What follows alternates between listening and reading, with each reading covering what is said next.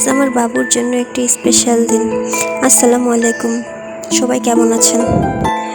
আজকে আমার বাবুর 4 বছর পূর্ণ হলো, আর সেই উপলক্ষেই বাসাতেই একটু আয়োজন করা হয়েছে। সবাই আমার বাবুর জন্য দোয়া করবেন। আর এদিকে আমার বাবু 4 বছর হওয়ার আগেই সে কিন্তু নিজে থেকেই একা একা ভাত খেতে শিখছে। মাশাআল্লাহ, সবাই মাশাআল্লাহ বলবেন অবশ্যই। সে ভাত খাওয়ার জন্য একা জিদ করে, তাই আমিও তার কথা মতো তাকে ভাত খেতে দেই। এতে সে শিখছে মাশাআল্লাহ।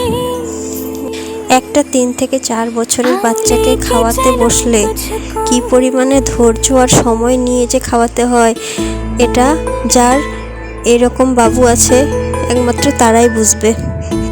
তাই ও যখন একা একা শিখছে, এতে আমারও অনেকটাই ভালো লাগছে মাশাআল্লাহ। আর ওর জন্মদিন উপলক্ষে আমি ওকে কিছু খেলনা কিনে দিয়েছি। জন্মদিনে তো কেক কাটি না, কিন্তু ওর জন্য একটু পেস্ট্রি নিয়ে আসা হয়েছে। আর তারপরে ওকে নিয়ে একটু বাইরে থেকে ঘুরে নিয়ে আসছি। বাবু এখানে অনেক মজা করে খেলাধুলা করেছে।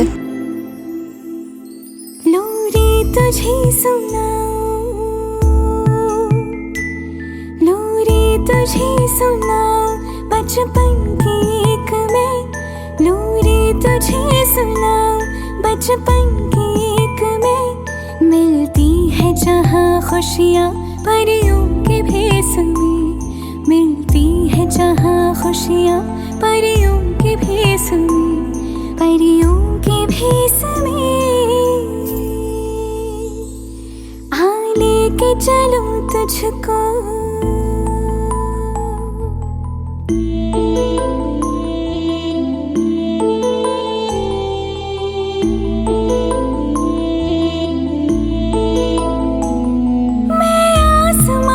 खिड़कियों से घर में लाई हूँ,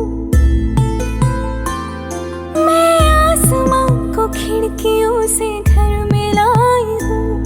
सारे के सारे तारे यहाँ चुन के लाई हूँ, सपनों में रंग मन के यूं ही भरती हूँ। हर दर्द भूल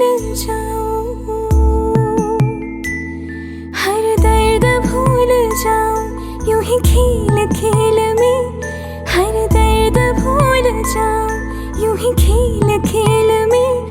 मिलती है जहाँ खुशियाँ परियों মাতৃত্বের অনুভূতিটা সর্বপ্রথম আমাকে ওই দিয়েছে। তো এইভাবেই খেলে একজন আদর্শ মানুষ হিসেবে।